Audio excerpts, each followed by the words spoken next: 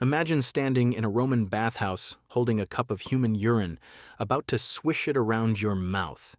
Because for over 1,000 years, that was actually considered good hygiene. Not a joke, not an exaggeration. Grown adults did this on purpose every single day because they thought it made them smell better.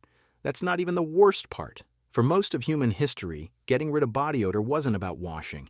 It was about masking, poisoning, and occasionally risking your life.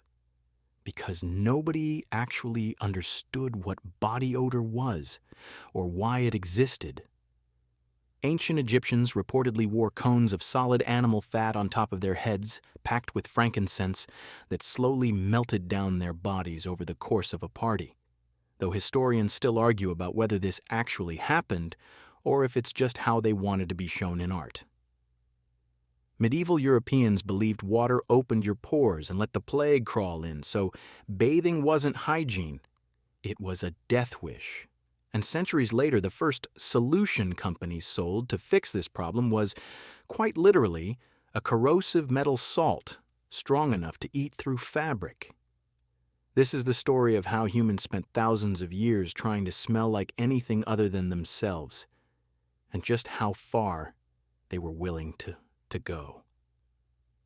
Let's go back to the beginning, because you can't understand any of this without understanding what body odor actually is.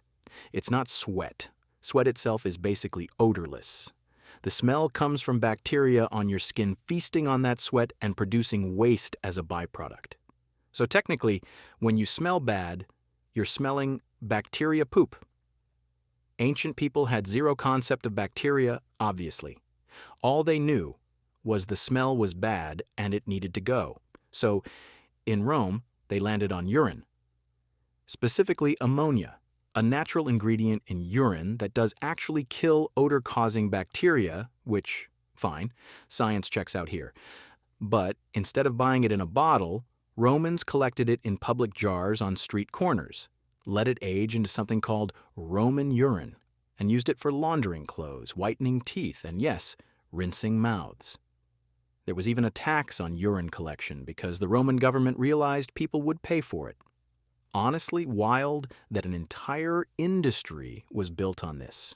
Real talk, I know half of you won't make it to the end of this one, and I'm trying to get to 1,000 subscribers, so subscribe now because the deodorant industry only gets weirder from here, and you don't want to miss the part with actual acid on human skin.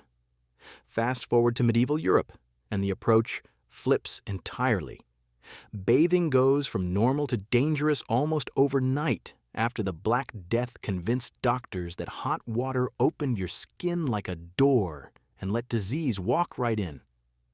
Historian Katherine Ashenburg has documented how entire generations of Europeans went years, sometimes decades, without fully bathing, instead dousing themselves in heavy perfume to cover the smell underneath. Louis XIV of France, the actual king, reportedly bathed only a handful of times in his entire adult life. He just perfumed harder. This is also, historian Virginia Smith notes, where the modern perfume industry as we know it really exploded, not for romance, but as functional odor control for people terrified of water. And here's the twist. It wasn't until the late 1800s, barely over a century ago, that anyone tried to sell a product that actually stopped odor at the source instead of masking it. The first commercial deodorant, called Mum, hit shelves in 1888.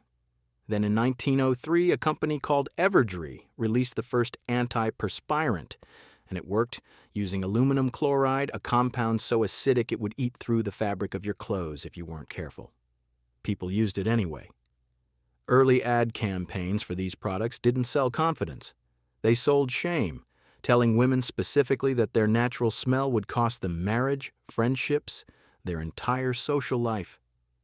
Historian and hygiene researcher Sarah Everts has written extensively on how those ads basically invented a fear that didn't exist before the product did. Guilt, it turns out, sells better than science.